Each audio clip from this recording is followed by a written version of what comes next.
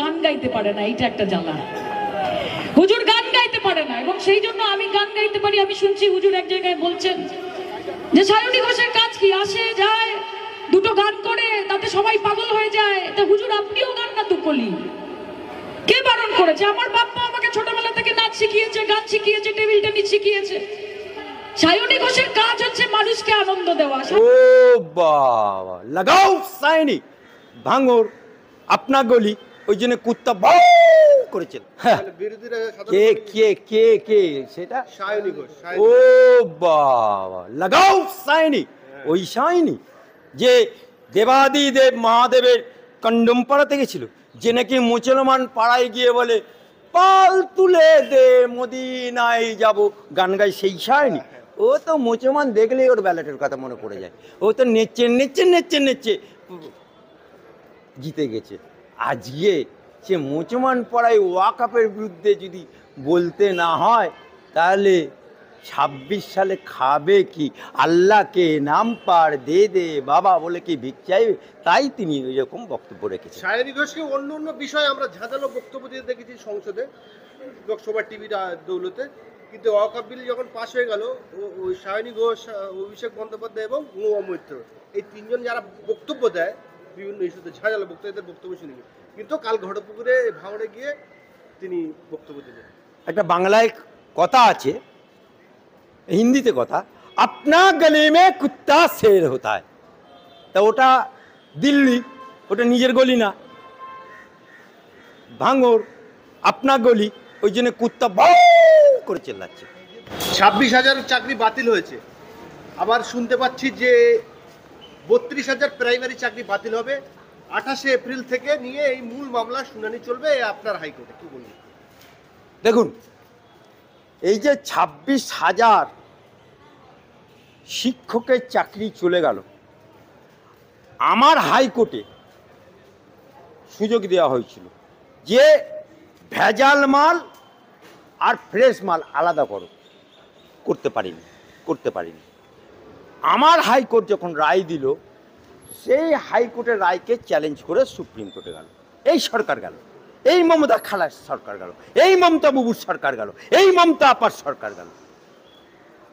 যে সাদা খাতা জমা দিয়ে চাকরি হয়েছে, 10 লক্ষ, 20 লক্ষ, 30 লক্ষ, 50 লক্ষ টাকার বিনিময়ে চাকরি হয়েছে, কিন্তু এরা ভেজাল আর ফ্রেশ আলাদা করতে পারেনি।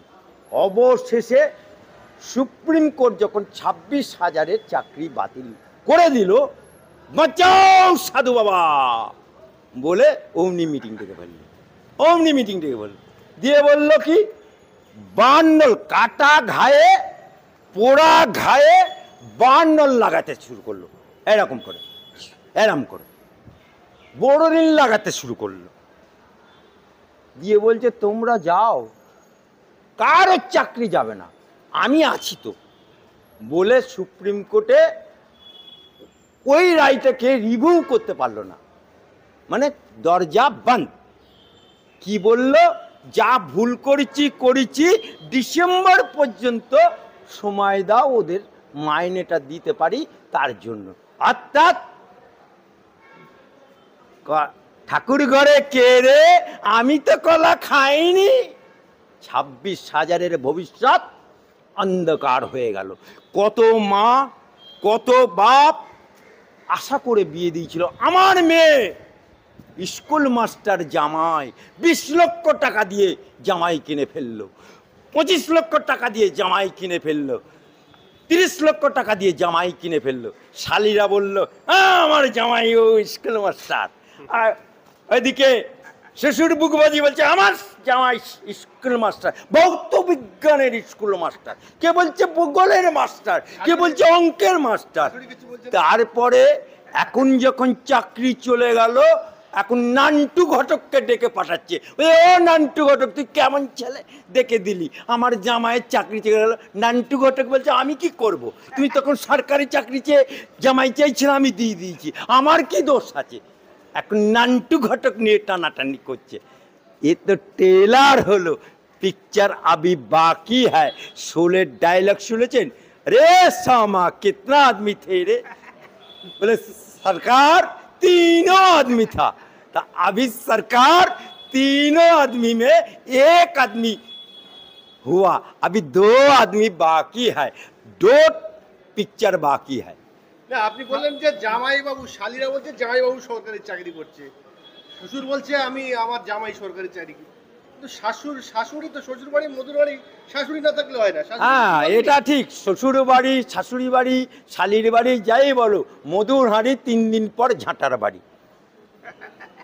আপনি এই বিষয়ে আলোকপাত করুন যে 32,000 যে প্রাইমারি চাকরি এই 28 তারিখ থেকে শুরু হবে, এটা কি হবে, এটার বিষয়ে কি হবে?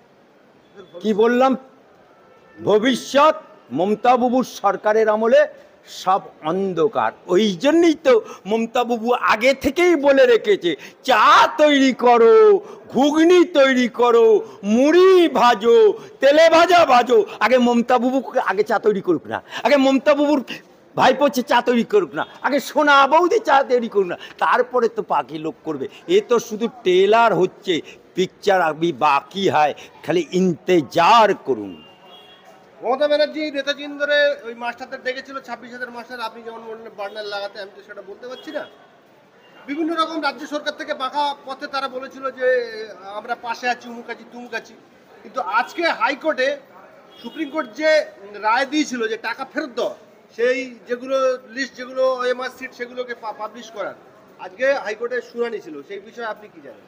দেখুন, ওমার সিট এরা বিক্রি করে দিয়েছে, কেজি দরে বিক্রি করে দিয়েছে, কেজি দরে। যেটা 1 বছর থেকে 2 বছর প্রিজার্ভ করে রাখা দরকার, যেমন অভয়া মরে গেল, তার লাশ প্রিজার্ভ করে রাখার দরকার ছিল আরজি করে, কিন্তু মমতা ব্যানার্জি তাড়াতাড়ি করে বললো লাশটা পুড়িয়ে দে বলে পুলিশ গিয়ে তাড়াতাড়ি পুড়িয়ে দিল। কেন? ডকুমেন্ট হাফিস, ডকুমেন্ট গায়েব। ঠিক সেই রকমভাবে এই 26,000-এর ফ্রেশ মাল আর ভেজাল মাল, মুড়ি আর মিছরি এক হয়ে গেছে। তাই তাড়াতাড়ি উইরে দে, তাড়াতাড়ি বিক্রি করে দে, উড়িষ্যাতে বিক্রি করে দে, ছত্তিশগড়ে বিক্রি করে দে। আমার সিট কেজি দরে বিক্রি হয়ে গেছে, পাবে কোথায়? সে তো পেপার মিলে চলে গেছে, পেপার মিলে রোলিং হয়ে বেরিয়ে চলে গেছে। তাই এখন আর কিছু পথ নেই, আবার নতুন করে পরীক্ষা নিতে হবে। ঠিক যেমন মাধ্যমিকে, উচ্চ মাধ্যমিকে হয়েছে, এই প্রাইমারিতেও হবে, খালি ইন্তেজার করুন। আচ্ছা, এখন কটা বাজে? এই 4টের সময় বলেছে রাজ্য সরকার যে কারা, যেরকম সুপ্রিম কোর্ট রায় দিয়েছিল যে যারা অযোগ্য তাদের সুদ সমেত টাকা ফেরত দিতে হবে, আজকে 4টের সময় লিস্ট আনার কথা বলেছে যে যারা যোগ্য কারা অযোগ্য। যদি এইটা লিস্ট প্রকাশ হয় কি হতে পারে রাজ্যে? যদি পারবে না তো নিশ্চয়ই, যদি এখন গোজামিল দিয়ে করে তাহলে কালীঘাট ঘেরাও হবে। কেন বলছেন কালীঘাট ঘেরা হবে? লিস্টকে বার করবে মমতা সরকার, তো রাজ্য সরকার। তা রাজ্য সরকার মমতা বাবুর বাড়ি কোথা? কালীঘাট। তা কালীঘাট ঘুষ কে খেয়েছে? শিক্ষামন্ত্রীটা কার? মমতা বাবু। অপার বাড়িতে টাকা গোনার জন্য মেশিন এসেছিল, সেই মেশিন গুনে টাকা দিল। হ্যাঁ, তা সমস্ত এই যে চুরিদের রানী, চোরেদের রানী, ডাকাতের রানী, তার ডাকাতের রানী বাড়ি তো ঘেরাও করা দরকার।